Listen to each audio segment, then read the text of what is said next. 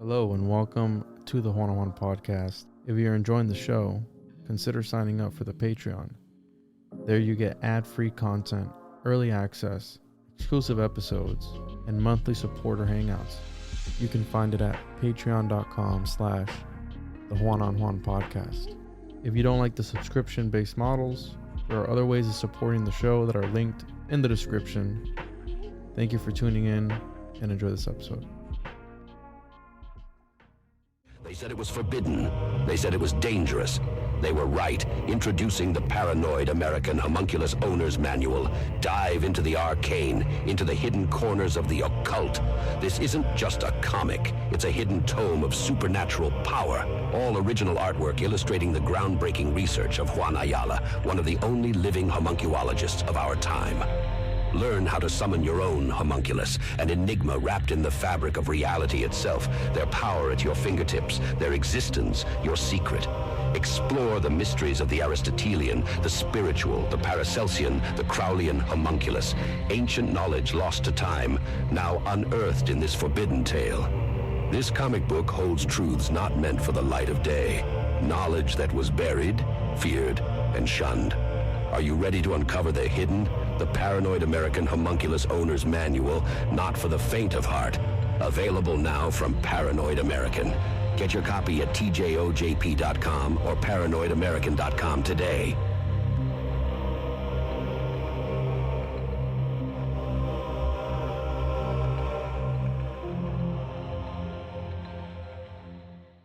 Welcome to the One-on-One podcast with your host, Juan Ayala.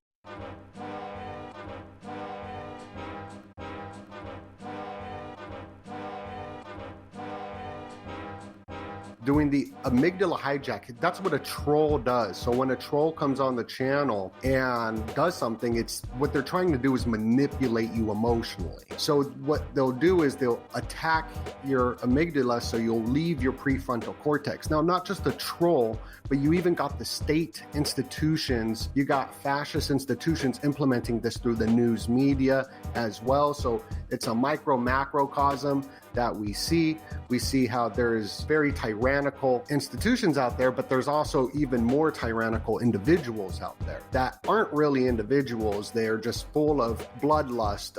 What I've noticed, you could just see that being on Twitter or on social media, but that's what people want. Alfred Hitchcock's films were all flops, even though they were very amazing. The Birds and all these psychological thrillers, but what sold was American Psycho because it had an element of what the American people wanted, a little sex and violence. Welcome back to another episode of the One-on-One podcast. Make sure to follow the show on social media at the One-on-One podcast on pretty much all social media platforms. Follow me on Twitch, twitch.tv/one-on-one podcast. Streaming every Tuesday at 6 p.m. Eastern. Catch me on there. Yeah, if you're watching this on YouTube, Rumble, wherever it is on the RSS feed, you know what to do. Hit that thumbs up, share the show, all that good stuff. Patreon.com/the One-on-One podcast. Occultist Monday, comic book, homunculus owner's manual, tjojp.com. Enough of that. Today we are joined by the one, the only Donut. Bro, what's up, dude? Yo, what up? Thank you so much, Juan, for having me on. I'm so excited to be here. I'm doing good. How are you? I'm doing all right, bro. It's been a little minute since you and I did an episode. I think the last episode we did was when you were over in Florida and we did the in-person episode, bro. I got better lighting. Yeah, that was then. off the hook. That was off the hook. But no, we did one like a couple weeks ago on my channel. Oh, that's right. Yeah, never mind. I take that back, bro. But how you been, dude? Can you let the people know where they can find you? That would before we get into it, because I know we're going to be talking about what is it they usually call your episodes? Occult proof of occult rituals 100% happening now. 100% proof strange happenings today, right now. We're all doomed because doom and gloom is what gets the click. So if you're not clickbaiting, that means you don't care about your message. In today's reality, I mean, if you look at the truth of how the world actually operates, I mean, it's very sad that if you pull up in a nice car, you're going to have more respect. I mean, this is just the way that reality works. I don't like it, but it is what it is. So clickbait, having crazy thumbnails and titles, which I've been doing for other YouTube channels for over 10 years of experience of testing it out, what works, what doesn't work. So if somebody complains that you're doing clickbait, that just means that they don't want your success, which, I mean, it's messed up that it's that way. But yes, I do title stuff that it's like that. But then you get into it and it's a lot of fun and it's full of value and packed with laughter and funny and learning and all that. And where can people go to get wicked smart, bro? If you go to my website, doe-nut.com, that's where you can go. I got all the links to everything. You can access all my different social medias through there. And that's where you can go check it out. Awesome. Yeah. That's going to be part of the title, Clickbait Cults, because that's something, right? Once you get the person's attention, I mean, as long as you provide something of value, then it's all good. Because like you said, people nowadays, and so far I've been doing a lot of shorts, and I mean, I've gotten hundreds of thousands of views, bro. And it starts off with those first 2 seconds. Either you got them or you don't, right? It's like those first 2 seconds are crucial, because that's how fried people are nowadays, where they only read headlines. They only, the question that they ask in the comments is answered in the video usually, but they didn't make it that far. Or if they did, they completely went above their heads because they're so focused. People are so focused on wanting to talk and criticize versus actually listening, right? And so, yeah, absolutely, bro. I think that regardless of there's a formula to it, but there's something about that doom and gloom that really draws people. And I think it's human nature, right, bro? I mean, since the beginning of time, people have been asking and people have been predicting, when is it going to end? When is the end coming? Like, how is it going to end? You know what I'm saying? It makes people feel important, that they're part of something, that their terrible lives, there's something there with the with that going on. Marshall McLuhan, I believe, went into with survival, people getting hit into the survival mechanism. It's also used as a manipulation tactic of the amygdala hijack.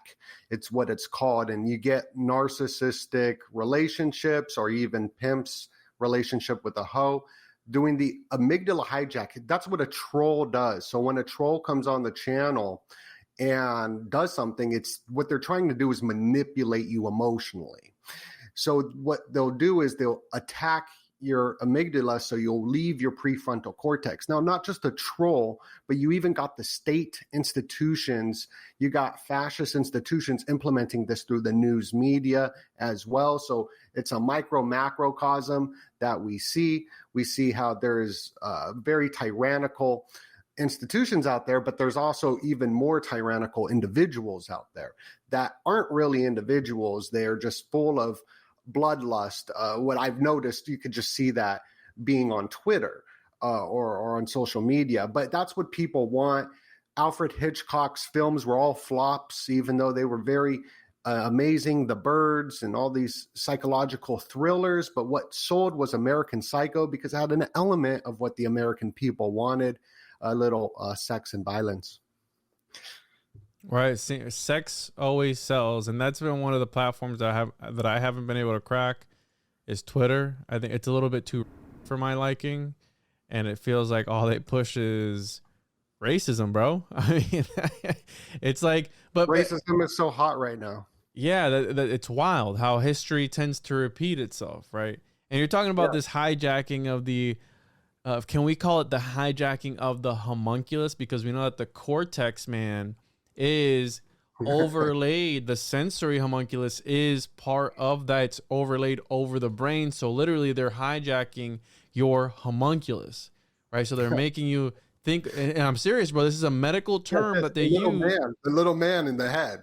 Yes. Yeah. And this is a term that they use because I've heard that depending on the stimuli of like your external world, depends on how your little homunculus looks, like the cortex, man, depending on how it looks. So there's something to that, bro. What if they're all trying to morph us into this, I don't know, the perfect homunculus, if you will. And that's like one of the newest games I've been playing, Destiny, is about that. The the main villain is trying to take reality and transmute it and mold it into like his own perfect form of it. He's trying to like take all of reality and all of existence and form it into something like in his mind, bro. You go inside of his mind, and it's super occult, bro. It's like the Kabbalistic tree. You have the flower of life, like all these occult elements in these games. That games are part of that programming where they put all this stuff in it. And how many of these trolls, Donut, would you say? Because I mean, this is something that I always think about too. How many people on the internet are fake? And I don't just say that of like, hey, I'm a targeted individual or something like that. No, but how much of the engagement online is meant to do just that? And especially for people who get a little bit more traction that are targeted, but they're mostly just bots. Like, how much of your engagement do you think of like the trolling is bots, don't I? Like, or do you think that doesn't exist, or like, what are your thoughts on that? Well, most recently I saw that there was a trending story for the summer solstice of not the Georgia Guidestones, the other Stonehenge. And you got these activists that painted Stonehenge orange. Really? And right when they posted the video, this was mainstream news YouTube channel, which got taken over after Trump got elected. YouTube, Google made a big deal with the lamestream media. That happened. And when they posted this article on CNN, it was 2 hours. It had 30,000 views and only 900 likes. Now, that doesn't correspond. That doesn't work. If you have 30,000 views, like, you shouldn't have only 900 likes on a video in 2 hours. So the views are manipulated, the trolls are manipulated. There's different bots that are connected to different government institutions that want to push a message through the herd theory. Now, I've done videos where the comment section, if the video, it seems like people don't like it because the comment section will be real negative, but I can look at the back end and see that there's an overwhelming majority that like the video. Every one of my videos gets like an A+ rating of a 97 to 99% approval rating of like ratios. So I do think that a lot of the comments, a lot of this stuff is definitely AI for sure. Yeah, because go ahead.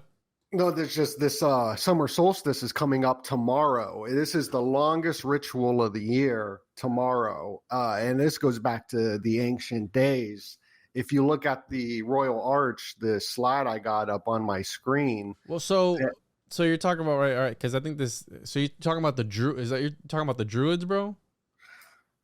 The Druids, no. I'm not talking about the Druids. With the Royal Arch, you mean, or just with the orange thing or the Stonehenge? Yeah, because a senior Druid and pagan priest, King Arthur Pendragon, said he totally disapproved of the Just Stop Oil protests, and now the group's actions alienate any sympathy for their cause. So we have this Druid pagan priest giving his take on this, and kind of sort of, I mean, this was used for rituals, bro. I mean, it could possibly been used for, you know, what you're talking about with the summer solstice. I mean, isn't that what the movie Midsummer is all about? About this pagan occult ritual that they did, and they sacrificed people. I mean, I'm sure that they've had to have sacrificed one or two people over at Stonehenge. Come on, bro. Oh, for sure. Well, that ritual goes every year where people will gather. But I think there's this Druid guy, Arthur. I don't think he's part of it. It's this cult that runs the world is who is part of it, especially with these movements of this no more oil, the orange, where they're throwing the orange everywhere. Oh. And this is very connected to the Aleister Crowley 6-9, Psalm 6-9, the Che letter, and the Chariot card in the tarot, because the color orange is connected to the summer solstice through the tarot and whatnot. And this symbol that we see right here, this is just a Freemasonic symbol of the Royal Arch, which I thought looked cool because it looks so like retro. But the keystone at the top, this is all symbolic up here for the summer solstice, which is tomorrow, June 20th, following a full moon. There's a ton of rituals happening, but we even see the jukebox machine. Music is heavily connected as well to the symbology. So when I look at the world, I look at the world through the symbols and the rituals on the world stage. Well, that's a cool connection, bro, with the record player, which is, I mean, that's iconic. And check this out, dude. So yeah, shout out to Jordan Maxwell. I learned that from Jordan Maxwell. They do a summer solstice sun watching. You can go there. It's a Friday of the 21st, 2024. So summer solstice will be celebrated from the evening of Thursday, Thursday 20th of June to the morning of Friday the 21st. And yeah, bro, I mean, you can go there and see it from the Stonehenge because it literally rises through these pillars here. So yes, even here in Arizona, I'll film it for tomorrow. There's pillars of mountains that it'll go through as well. Whoa. Yeah.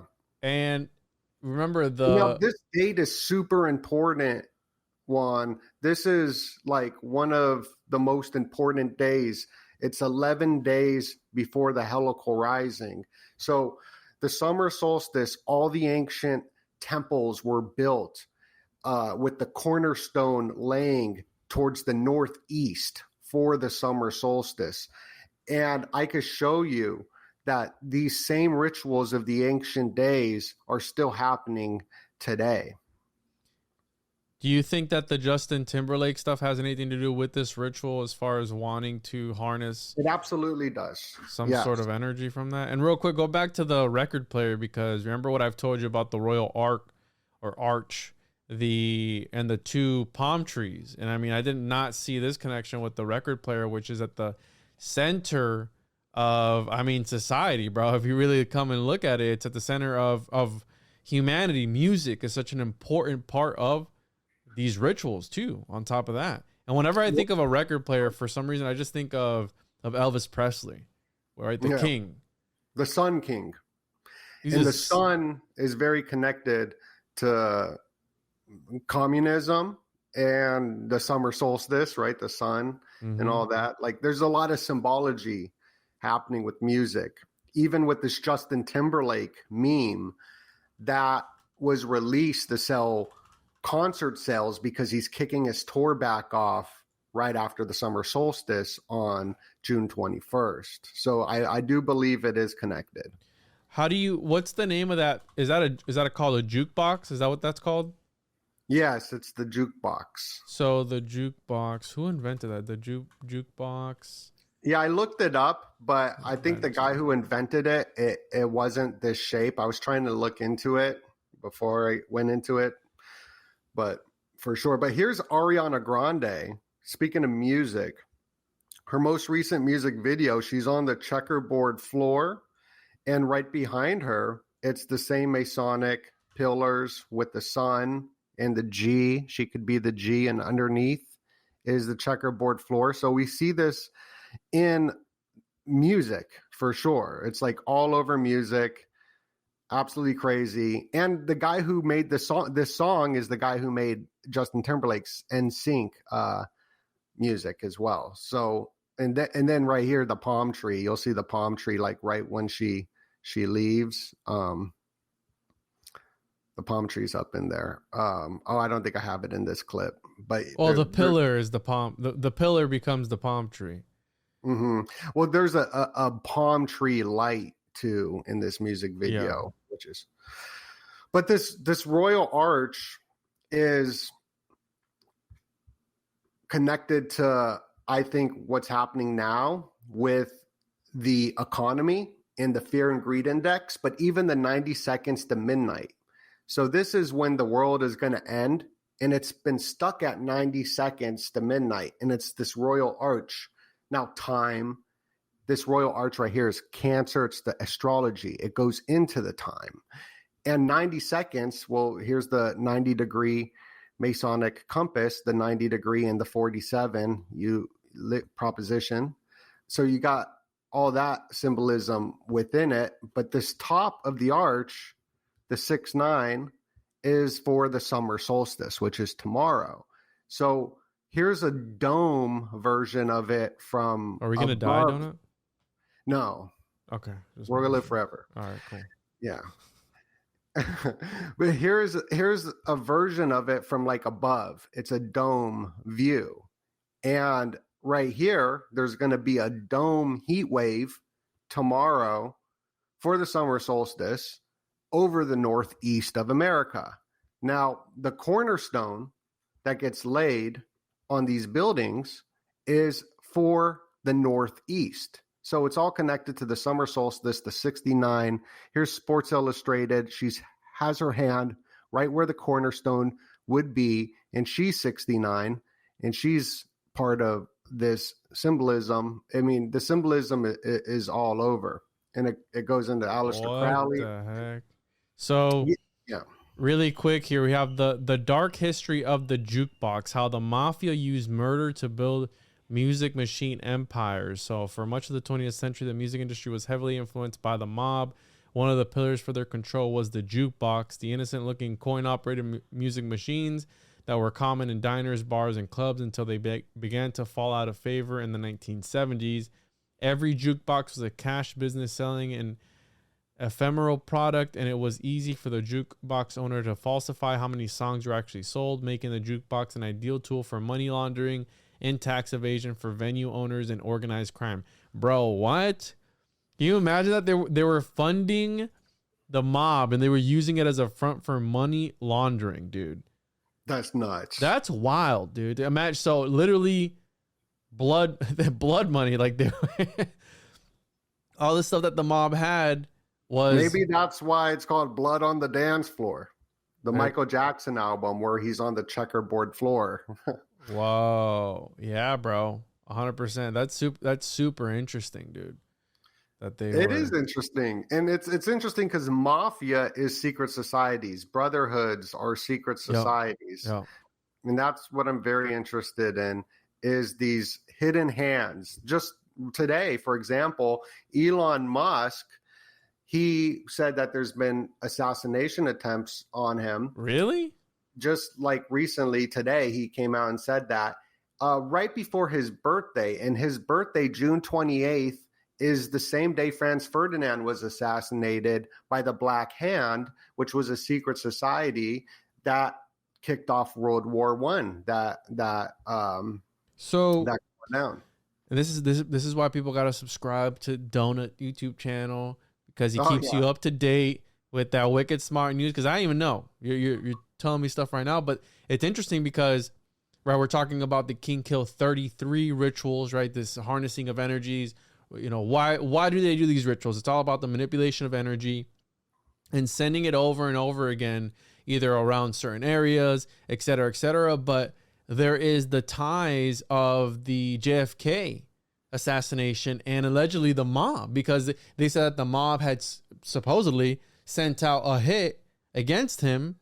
And like, that was one of the first guys, right, that went up and shot the Oswald, right? Well, isn't that the whole connection there with the mob, and that they sent out a hit on Oswald after he had killed JFK? I mean, I could be getting it completely wrong, but you get what I'm saying. And point being that even till this day, we don't really know what happened that day.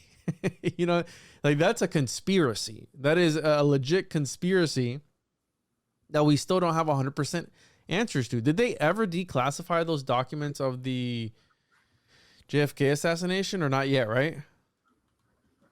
I don't think they did, but I'm reading a book right now by Cynthia Chung, and it went into something about JFK that I highlighted that goes into a bunch of different people that were also assassinated. And this book is called The Empire on Which the Black Sun Never Sets. And it just goes into fascism, which is probably one of the reasons why we're seeing so much of this racism over the internet right now. But talking about Alice Bowes and Mary Hannah, is that who is? Who? No, I don't think so. What's the name of the author? Cynthia Chung. I'm going to be interviewing her next week, hopefully.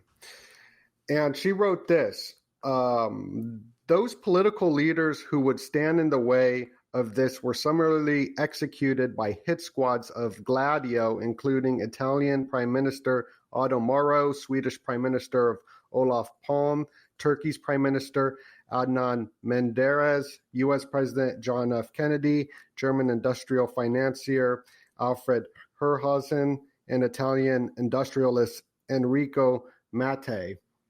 So it goes into, like, I got to read the book, but Yeah. I just know that, like, there's a lot of assassination attempts that happen with a lot of figures. Let's see here. Let me look up here real quick if the JFK assassination records were ever declassified.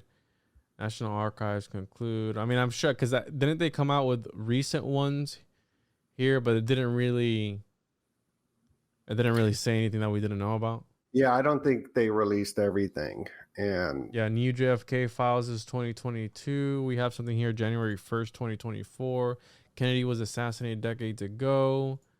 Could the 2024 campaign push the final set of documents into public view? So yeah, they're still withholding. More than 60 years after the assassination of JFK, some information remains withheld from the public because some of the people who were behind it are still alive. And once those people pass on, then we'll get the full picture.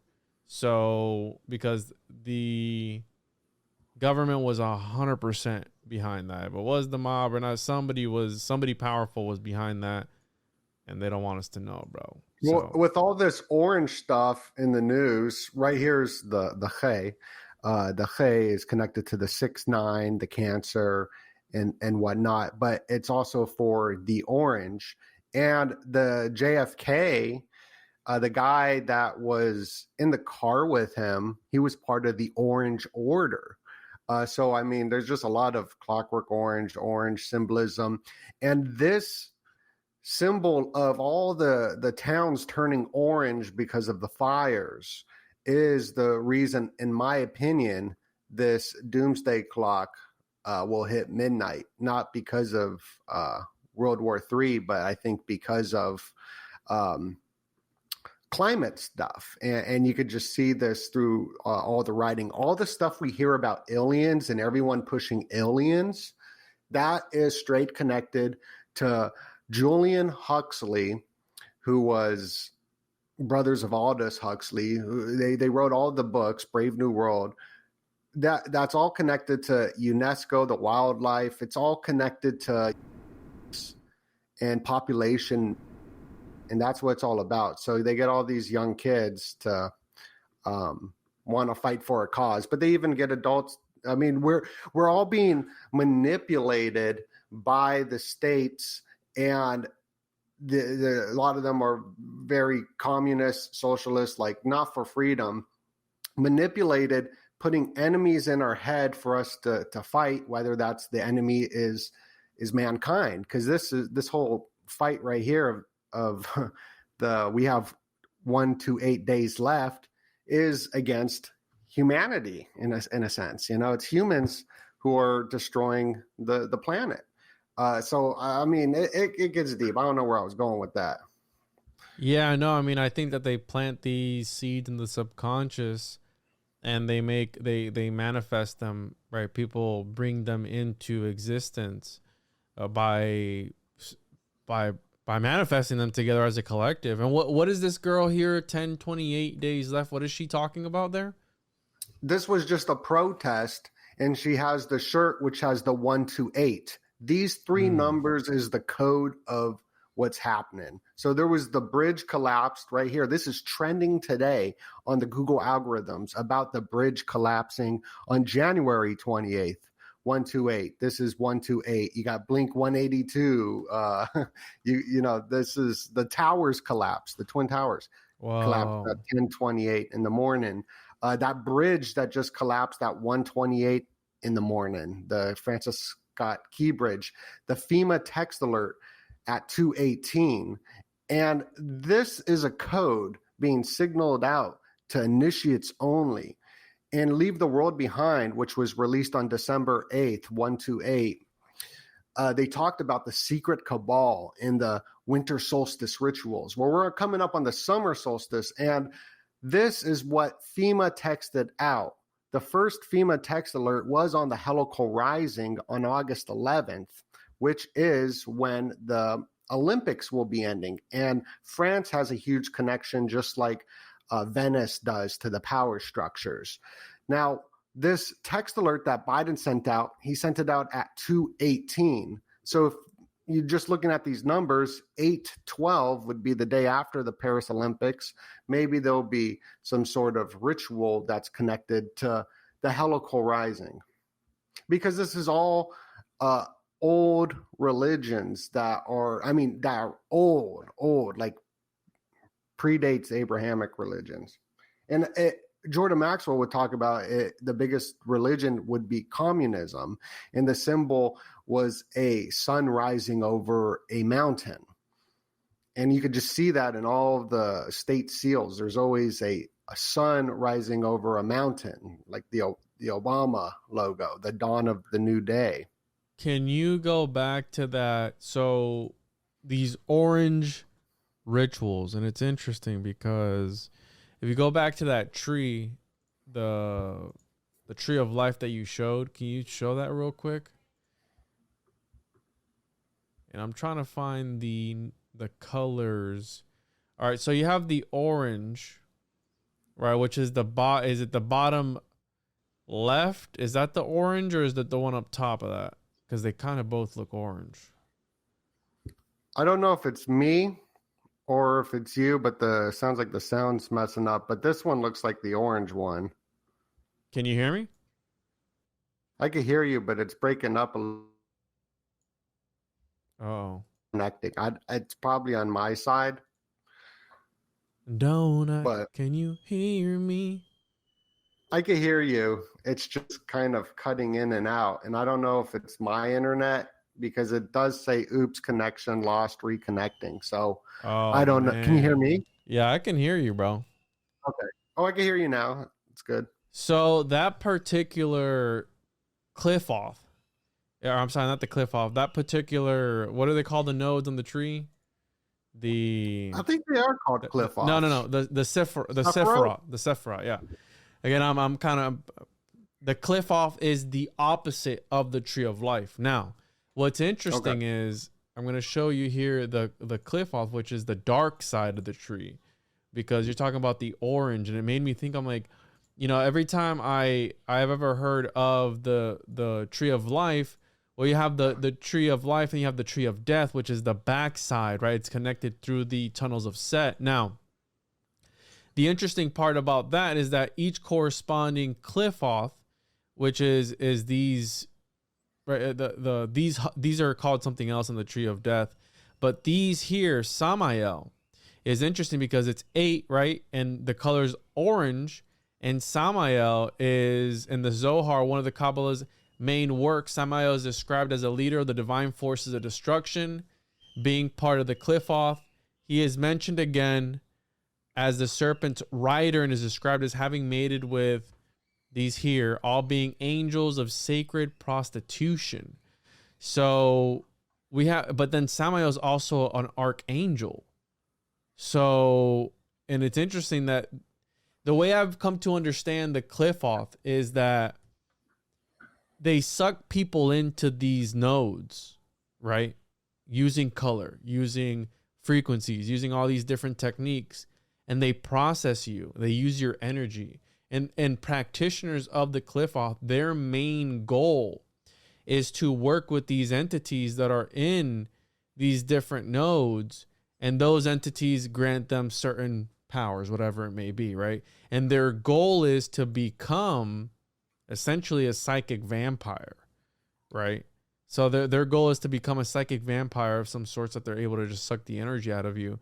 But I found interesting that it's Samael on that same corresponding node on the other side, and he kind of serves as a double agent because he's like an archangel, but in Kabbalah, he's also bad, bro. Look at this. In some Gnostic cosmology, Samael's role as a source of evil became identified with the demiurge, the creator of the material world. I mean, what are we experiencing right now?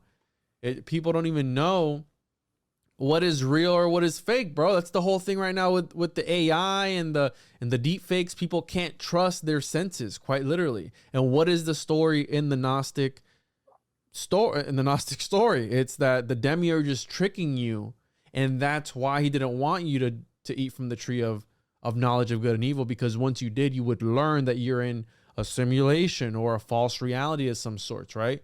So although probably both accounts originate from the same source, the Gnostic development differs from the Jewish development of Samael, in which Samael is merely an angel and servant of God. So here we have these two cosmologies that have very different views on the same entity, right? So can you use, and getting blasphemous here, but can you use this force for good, or you can for evil? Because I mean, you have it on the front side of the tree and you have it on the back side of the tree.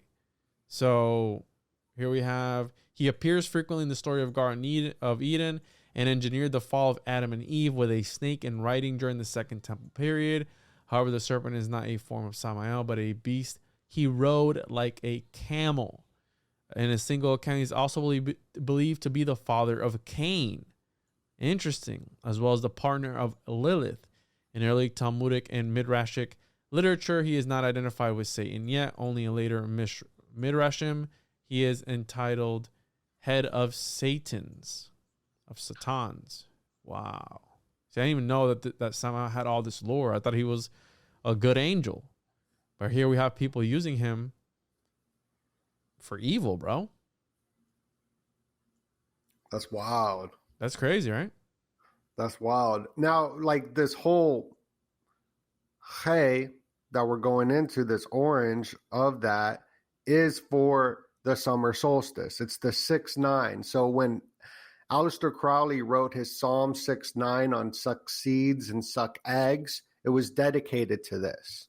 It was dedicated to Cancer and the summer solstice. So it doesn't surprise me that we see right before the summer solstice, the orange here. It does seem very much symbolic in a lot of ways. And the symbolism of all of these different corporations, this is all connected to like the George Soros communist agendas, time running out, even the watermelons of the Illuminati cards.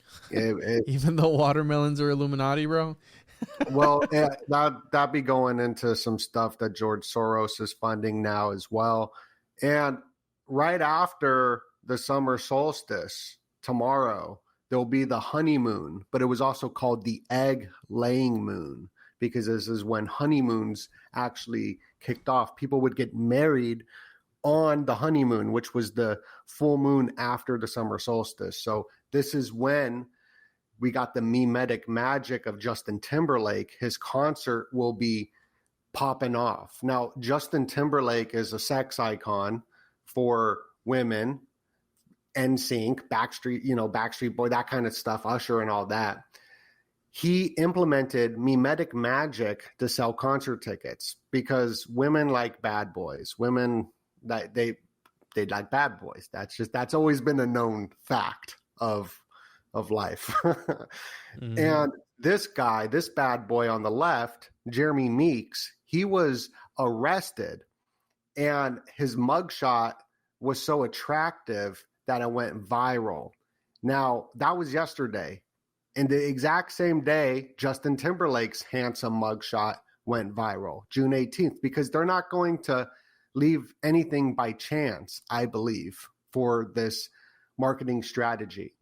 This was all a marketing ploy through memetic magic to sell tickets. And when he performs, speaking of like the eggs, his first song with all this orange symbolism is called Memphis for his tour, which makes me think of the Memphis Riot and all that. So I think it's all connected. Yeah, dude. And do you think that what they're saying about Justin Timberlake is real? Do you think that? I think it's real. Yeah, for sure.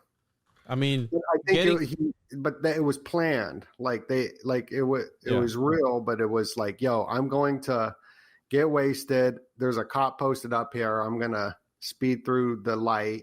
I'm gonna take one for the team. It's a very small price to pay for the millions and multi-millions of dollars he'll make. Yeah, and that guy's name, Jeremy Meeks, has meme in it too, right? His name, you can spell meme with his name, so it's interesting that it's an anagram. Yeah, he became a meme, and then you have Justin Timberlake. Have you seen anything with him? And again, I'm not. You're the pop culture guy that I always go to when it comes to all these rituals. Is there anything tying Justin Timberlake? I'm sure there is, to like the darker occult aspects of these people like Doja Cat and all these other ones that show all the satanic symbolism. Yeah, for sure. Like the Justin Timberlake's most recent video was all satanic. He was at the Super Bowl where they revealed the Star of Ishtar on Janet Jackson's breast. He was also a Disney kid. So he was a child star. He's got a long line. He's got that one music video where he's in front of a pyramid. Bro, one of his latest songs is called No Angels. And we're talking about Samael leading angels and being used as a sort of demonic entity. That dude, what the heck? So yeah, I was looking up here. No Angels is one of his latest songs that he came out with 3 months ago. And there's also some stuff here I'm seeing with the black. Oh my goodness. Yeah, it's all satanic. Blood. Damn, bro. Blood and sex, like that's that video. And like it's funny because I posted that meme and it's mostly only girls who liked it and shared it, which just like proves the point that the bad boy, and you were speaking of the anagram of the dude Jeremy Meek spelling meme. Well, Nvidia stock is in the news becoming the most valuable company. It surpassed everything, Microsoft, Apple, and all of this. And the symbolism of it is nuts. And really? NVIDIA is an anagram for avidin, which is the yolk, the white part of the yolk, speaking of like all the eggs. So it's an anagram for that as well. And their symbol's like an eye. Have you seen their symbol? What? Illuminati eyeball. And NVIDIA means envy. And it's interesting because envy is a lot different than jealousy.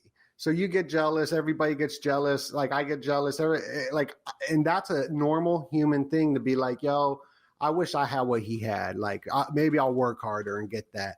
Envy is different. That means that person is not allowed to have it, so I'm going to destroy it. So I can't have it, he can't have it. It's just destruction. And Bertrand Russell, right here on Wikipedia, they highlight him. He's one of the social architects of the world we live in today with people like H.G. Wells, Aldous Huxley, Julian Huxley.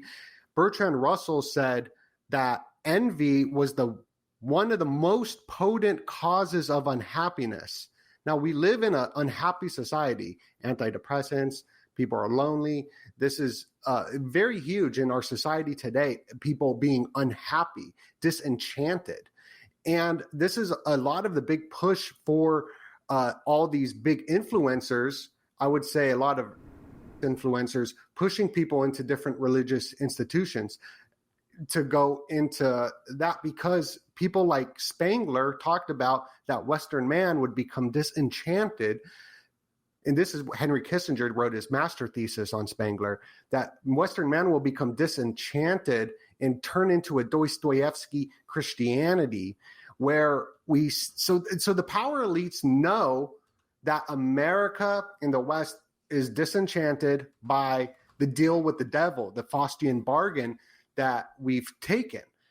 And so they already know our psychology through the haptech technology and all this. I mean, these plans are very old. And Bertrand Russell, knowing this, just think about the manipulation of Facebook, of Twitter. It's all there to make you engage. There's even a term for it called farming, engagement farming. I do that. I don't know what it is, but it's just like you get mad and then you write stuff. It's the first line, bro. It's the first line is something usually outrageous, and it's going to make you either triggered. It's going to trigger you. It's meant to trigger you, but you have those first 2 seconds. to reel it in. So those first 2 seconds are crucial. But this guy came up recently on an episode that I did with Bertrand Russell. Came up recently on an episode that I did with Slick Dissident. Shout out to Slick. Shout out. And I believe he was either the other guy, which is I don't know how to say his name, Ludwig Wittgenstein.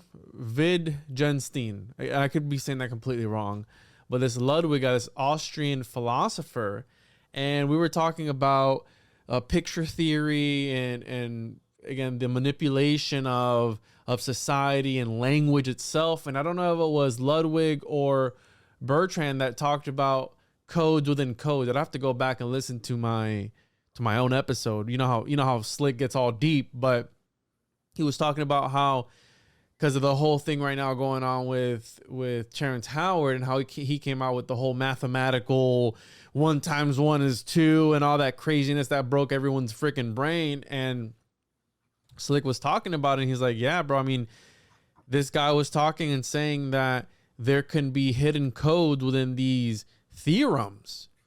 And tomorrow I'm doing an interview with Joseph Matheny, which Joseph Matheny came up with the Ong's Hat story, which is one of the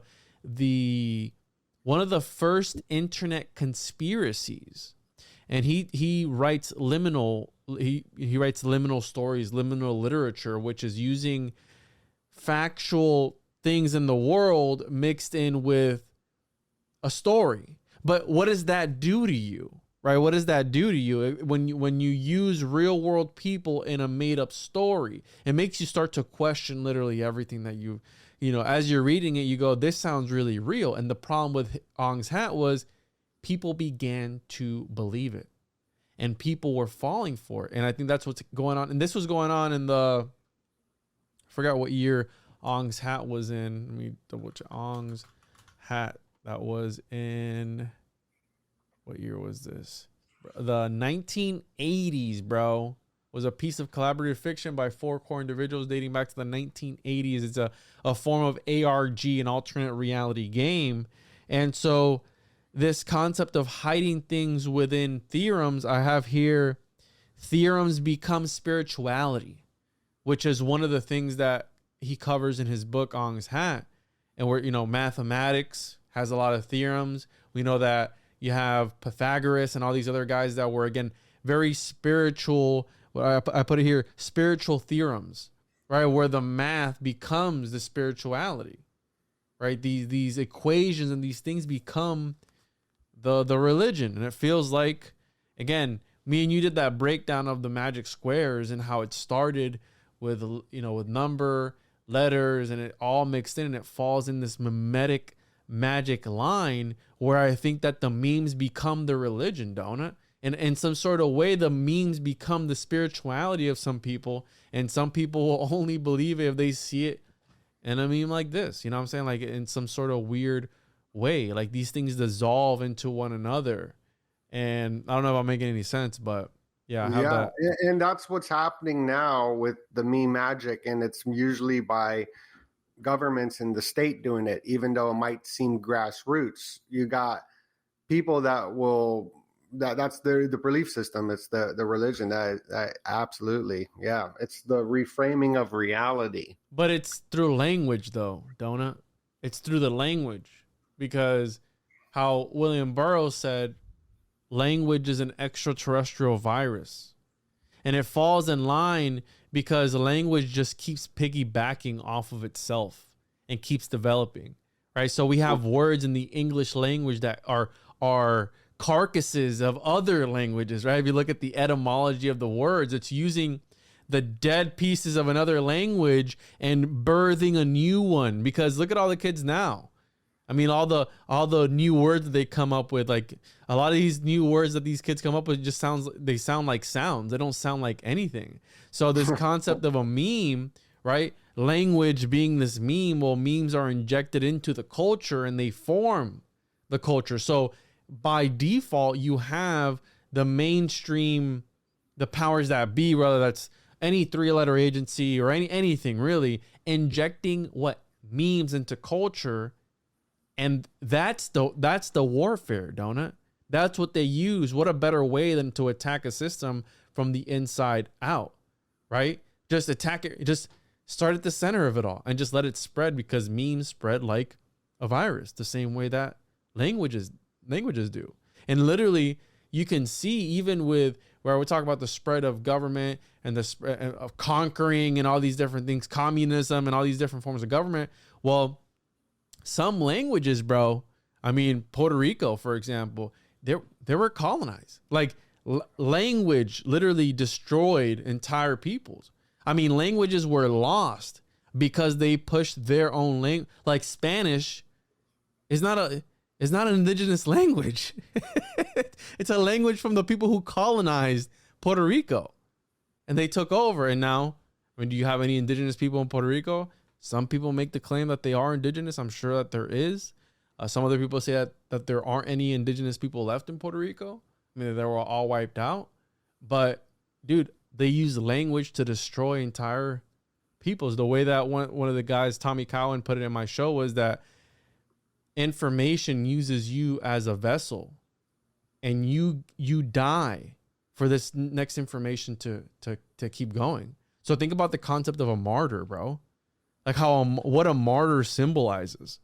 A martyr is literally a person who died because of a set of beliefs, because of a set of something. Like they were martyred because of those beliefs that they had, those sets of words that they had put together. That was the meme. You know what I'm saying? Martyr memes, meme martyrs. Meme martyrs. Yeah, it's absolutely nuts. When I saw the Justin Timberlake meme stuff, I knew we were gonna talk about it for sure. Well, I didn't know much about it, and I actually got a message from somebody. They were like, "I'm surprised you didn't do a short on Justin Timberlake." And I'm like, I didn't really wet my pickle all that much. I didn't really see anything in it. But now you're talking about, and I'm seeing all these freaking songs by Justin Timberlake of being satanic, bro. I mean, that's the only way to put it. Dark stuff. So, what I'm looking at right now and been thinking about quite a bit is the psychology of things, right? Memes, words manipulate our thinking. And you got these states that will give us an enemy. Now, an enemy that we can't see, that is foreign, is more powerful than something that can be dispelled that we don't see. So it's always the boogeyman is always like, there's always a setup of like an enemy, and it's all psychological. And the 2008 collapse that took place, they gave us the secret, right? And the secret is pretty much disassociating in a sense, right? I don't know. I'm thinking about this. I'm not 100% if it's the same thing, but when the world was collapsing, people were losing their homes, their businesses, the middle class was vanquishing. The secret came out where we had to think about what we wanted. So we're losing the homes, divorces are happening, but we're going to be in our head thinking about what we want. So it's like a disassociation. Now, I think that tactic is happening now because we were all in prison. Everyone was locked in their home in a prison. We were prisoners.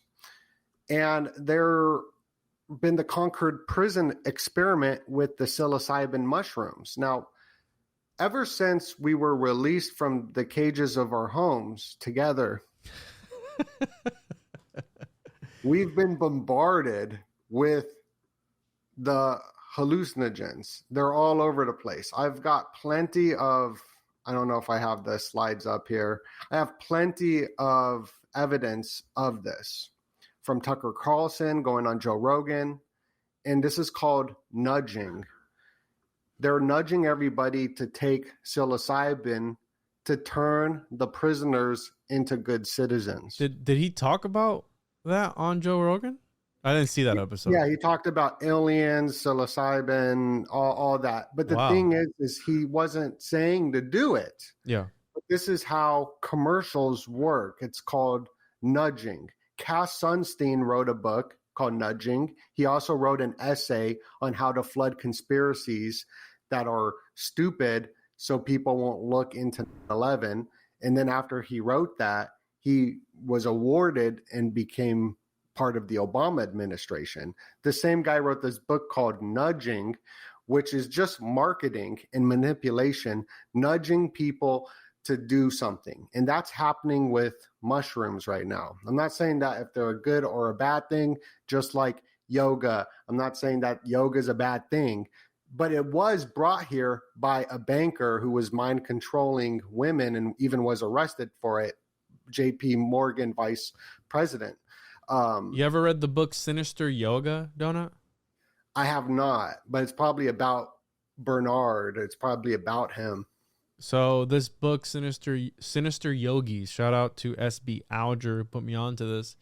It's about these women yoginis, right? And this cult that women would offer up. Check this out, bro. This is serious business, right? The darker side of yoga. Now, whenever you say yoga satanic, people flip out. They're like, like stretching is bad for you, like all this craziness. Check this out. It's all about body mandalas, all right? It's about positioning your body in a certain type of way to let things in.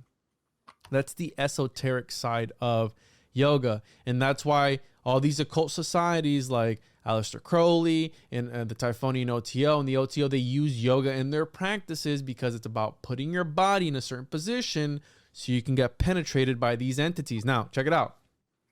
These yoginis. Wow, that's wild. Listen, bro, this is serious stuff, Donut. Be serious, all right?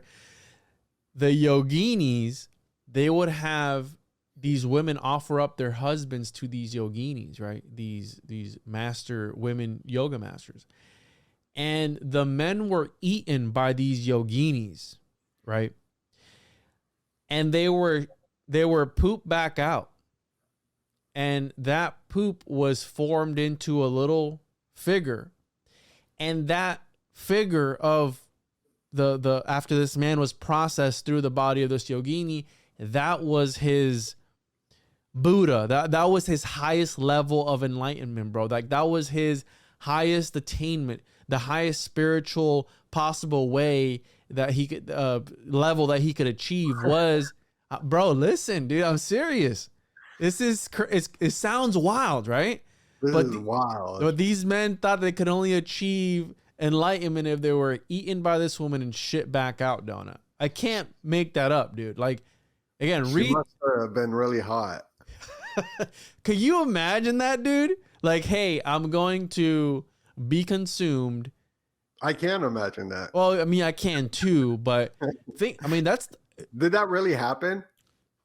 Bro, I mean, Sinister Yogis. Let me pull it up here. That's wild, bro. I don't know why. We should have led with that story.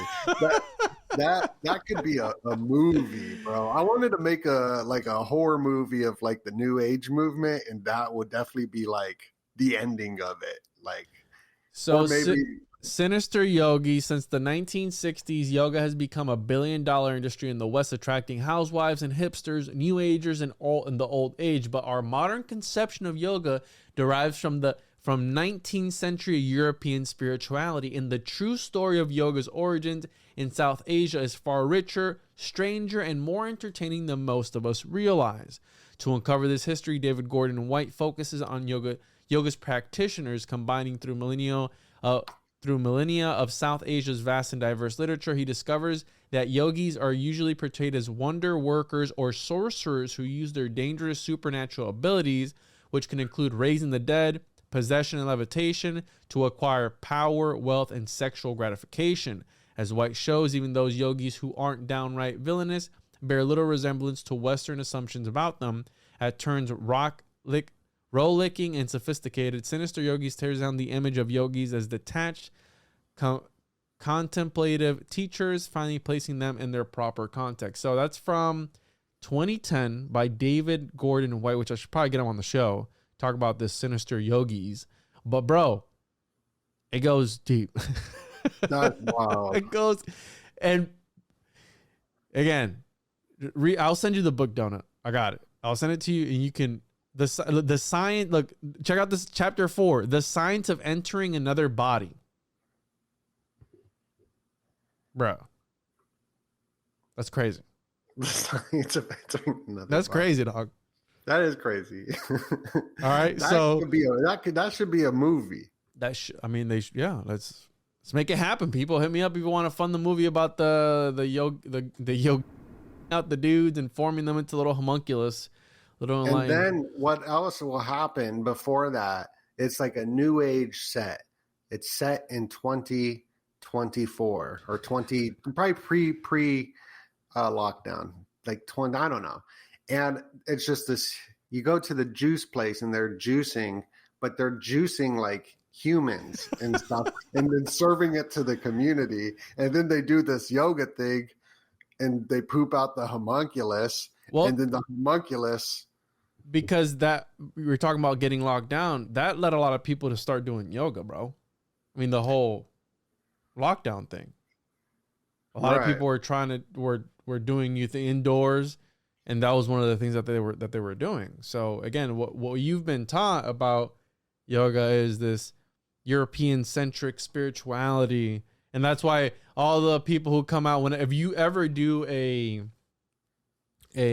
short or something, start off with, this is why yoga's satanic. Actually, I'm going to do that short. Hold on. I'm going to write that down right now. Yoga, satanic, short. I'm going to do it, and you're going to see it's going to go viral, bro. That's so cool. It's going to do numbers. You'll see. Check out this guy just to add on to it. The Pierre Bernard, this yogi, he was a banker, the great Om. He was a banker with J.P. Morgan. I believe he was the vice president. And he did hypnotism. And he even was arrested for it because he hypnotized these girls. And they put him in jail because he had them be like sex slaves for them. What? And, it was a creep. Yeah, big creep. And he brought yoga to the West. So that's crazy. Yeah, I'm trying to pull up the book so I can read the passage of it, but can't find it. Anyways, yeah, the what else did you have in that line, bro? Sorry, I completely derailed the conversation with the sinister yogis. Well, just other things that I've been looking out for is my new hypothesis on the Sanpaku eye. I've called 2 fights so far, and I don't know anything about boxing fights, the history of these boxers, who's good, who's not. And I was able to accurately predict UFC 300 through the Sanpaku eye symbolism right here. And the guy won, this guy who didn't have the 3 whites under his eye.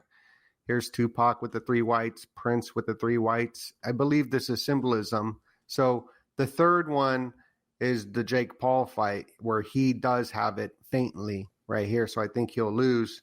And speaking of like the communist stuff, like Mike Tyson's just got a ton of communist tattoos. It's crazy. And Jake Paul is connected to the communist as well. Really? Yeah, I know that firsthand because he was stealing and rioting here right down the street from my house, stealing from businesses and stuff like that. And it was all part of a communist movement. And then this fight took place a couple days ago, and this guy won and he lost. So that's a new theory. Here's Billy Carson. He's got the Sanpaku eye, so he's going to go through a ritual, and he's being promoted, by the mainstream media. He's been around for a minute, though. I did see that he just went on Rogan and pushing all the alien stuff. And I was going to ask you because one of Rogan's... Yeah, the aliens visited him and told him to go to a website. What? That's what he said. It's probably they told me to go to Donuts Patreon channel and subscribe. I was about to be like, I listened to that episode. I didn't hear that part, but I think No, he did it on the comedy one. Yeah. Before, so yeah. Now I'm remembering. But I'll watch his channel and he's funny. Like he'll be saying some wild. He'll be sitting there and he'd just be like, so I don't know. It's funny. The Rogan has really been at the center of, how are you saying, this mushroom movement. And let's say that it is 3-letter agencies, right, that are pushing this narrative of using this certain substance to make you more malleable and be able to program you that much easier. Terrence McKenna was like a really big one with that too. You had the whole stoned ape theory and the concept of that we developed our brain to the size that it is because these monkeys figured out that they were able to consume these things that were growing on the ground from the poop of other animals or whatever it is, and they took it and they had these crazy experiences, and from that our brain expanded however many years, you know, this jump. We were the only animal that ever did that because we don't really know how our brains expanded so quickly. It doesn't fit the timeline, the narrative of mainstream history. And here you have Rogan kind of sort of taking on this role where he's been really big as far as like microdosing and all these other things that he pushes on his show. And dude, he's like, he is the biggest show on earth, is he not? I mean, he is the mainstream. He gets more downloads in the mainstream media. Also, I like to notate, I was calling the other yoga guy. He was a banker, but he wasn't the vice president of JP Morgan banker. That was this guy who was pushing the mushrooms, Gordon Wasson, I believe. And right here on Life magazine, which was created by Skull and Bones, remember, this is where they were. So you got bankers pushing the mushrooms, the Terrence McKenna's and all that. It's, you know, I grew up, I didn't grow up, but I liked all these dudes back when I was a stoner. And I was like, this is so cool. So, I mean, but it's all psyop. It's all a psyop to make you more malleable. And on top of that, like all this other stuff that they're pushing where it's quote unquote legal, that's even more of a place for them to be able to modify it. So it does something more than, because, you know, they've always talked about this, like the stuff that they sell now that is legal is a lot more potent than, or is it, again, like, is it modified for that? Dude, I learned today that freaking the pods that you put in your dishwasher have gluten or something like that. Like Damn. Yeah, bro. It's like it's in everything nowadays. It's like you can't even escape it. So who knows if they're making, if they're putting it in all the substances that they're offering. Like, hey, here. And have you noticed that a lot of these states that legalize it are usually shittier? Like Portland, Oregon, and like how everything is legal there, but it's a shithole. Yeah, and like even I'm pro legalization of everything, but it's they're pushing people to want to do it. They're advertising and marketing it like, yo, take these, chill, do some whatever, some wrestle with your friends, take some mushrooms. What, bro? Weed. Well, that's like Joe Rogan. It's like Russell, smoke weed, I'm smart kind of podcast. Yeah, like he always talks about how unsmart he is or whatever, but yet he's having conversations with some of like the top minds. What are perceived as some of the top minds of our day, right? I mean, he's talking to presidential candidates and all sorts of people on his show. Elon Musk smoking weed on there. I mean, that is like influencing everyone to be like, yo, Elon Musk is doing it. Everybody's doing it, man. It's cool. It's a cool thing to do. Yeah, I didn't inhale. Was that the thing? And I heard from people who were in the stock market that the stock plummeted after that. After he had done that, that Tesla Yeah, I stock remember all plummeted. the older people in my life were like so mad. They're like, it was so irresponsible of him. Blah, blah, blah. Like, because they're so like locked into what the paper says. Like everybody doing things by the books. There was this most recent article that came out on June 14th, the Moonchild Day. This is the day that Jack Parson wrote a letter to L. Ron Hubbard, I believe, about the Moonchild, or Aleister Crowley did. June 14th, Really? They even made Strange Angel. They released that show on June 14th. It's a Moonchild Day. And that's when Elon was in the news for him doing all of his XXX on X, all the sexy stuff, because he was doing some crazy stuff. In the article, it says he was doing all these different hallucinogens and banging everybody. Amber Heard, he was banging, and she was psychologically dead, according to her lawyer or therapist. What? So there's some weird sex magic going on with the rocket programs and all that. It's absolutely crazy. It's crazy. She was what? She was psychologically dead. That reminds me of that movie that I haven't seen it. The movie with the and Amber Heard pooped on the bed, so maybe that was the momentum. And you know what? Like everyone was so pro Johnny Depp there. Mm-hmm. Because it makes me even like, I think that, I don't know, it's just weird. There was a movie that came out recently that was about and it had a famous actress in it. Let me see if I can find it. It was about a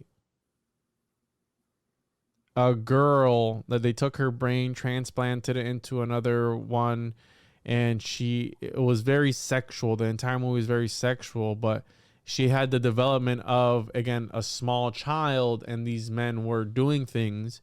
And this movie, again, people are watching it like nothing, and it's making me think of that, of like, you know, this vessel, this thing that's just there while everything is going on. And wasn't Elon Musk also connected with Amber Heard, right? They dated or whatever. She cheated on.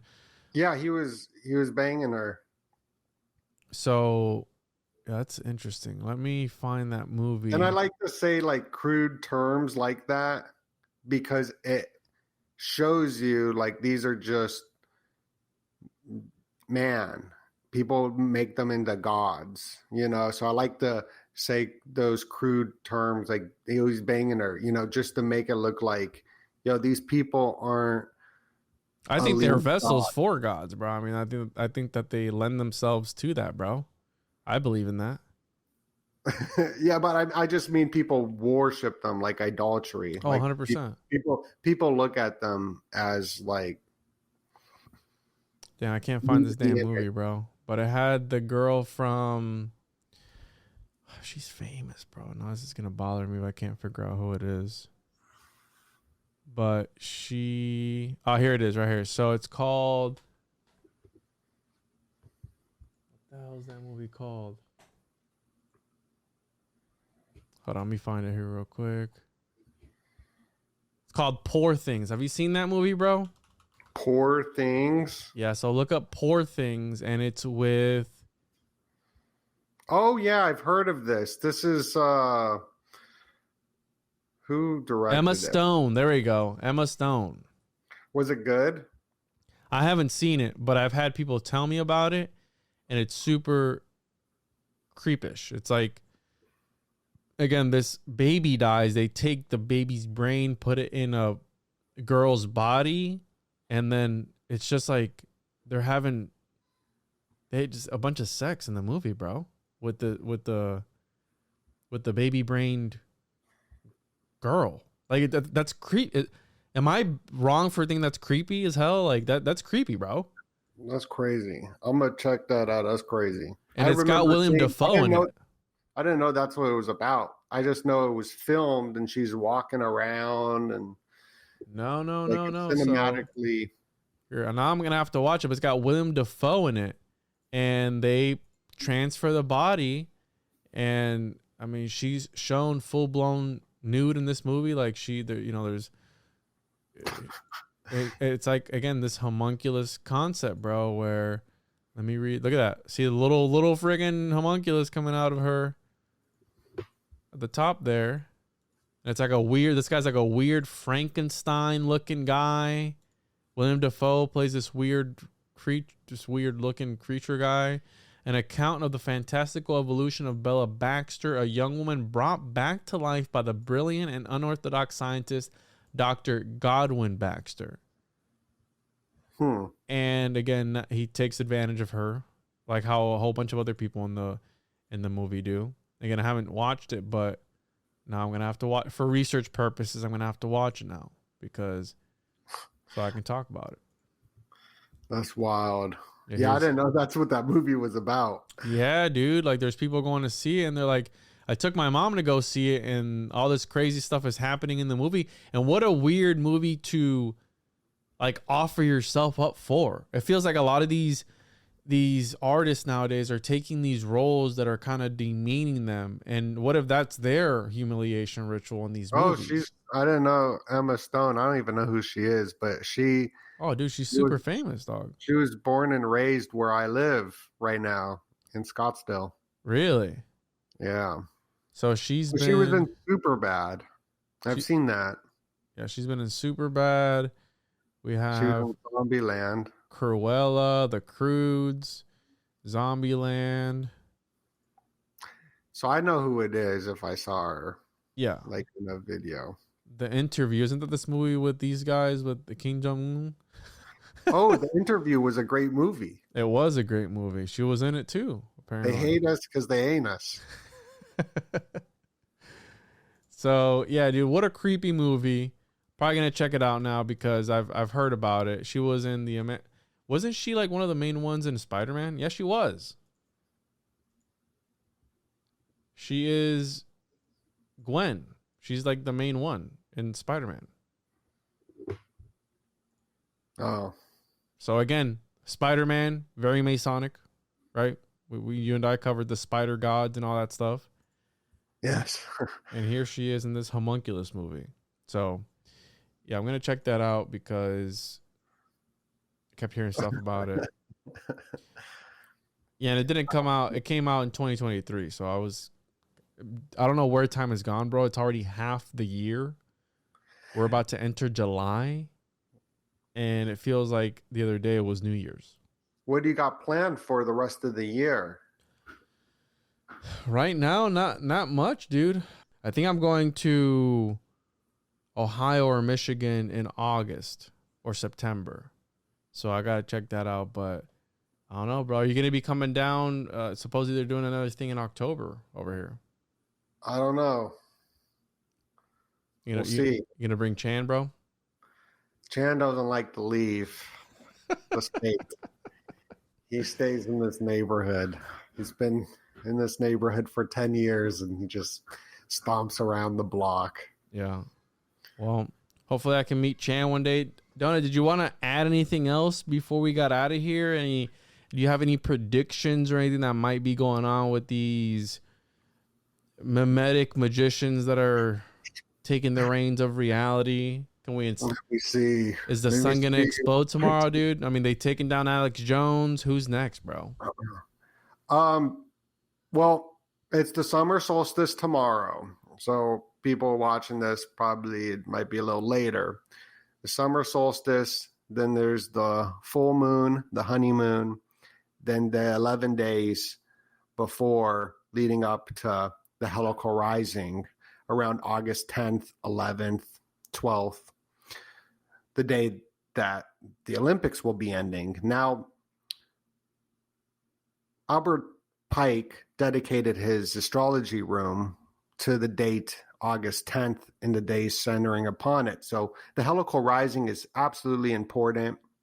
I'm definitely looking out for some massive rituals to go down from here to the dog days. So August, July, and right now these next 3 months, there's always rituals. So I know that there will be some rituals going down. So you said that Albert Pike dedicated his astrology room for August 10th.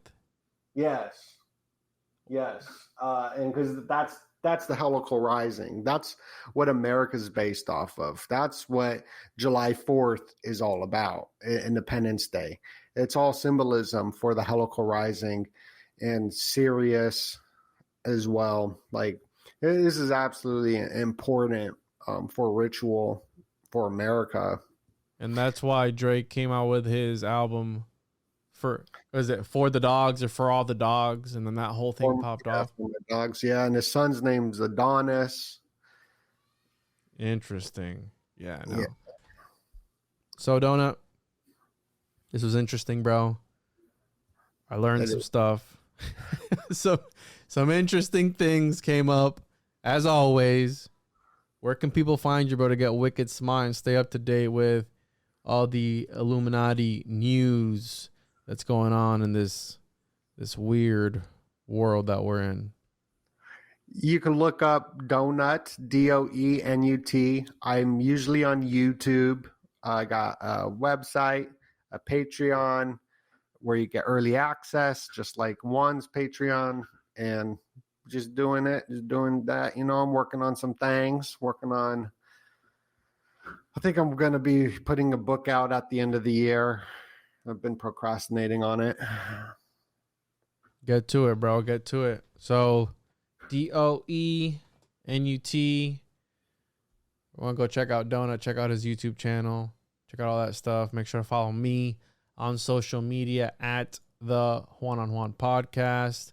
Pretty much any social media platform. TJ, OJP, lead you to everything else. Homunculus Owner's Manual, all that good stuff. And as always, everyone, catch you on the other side.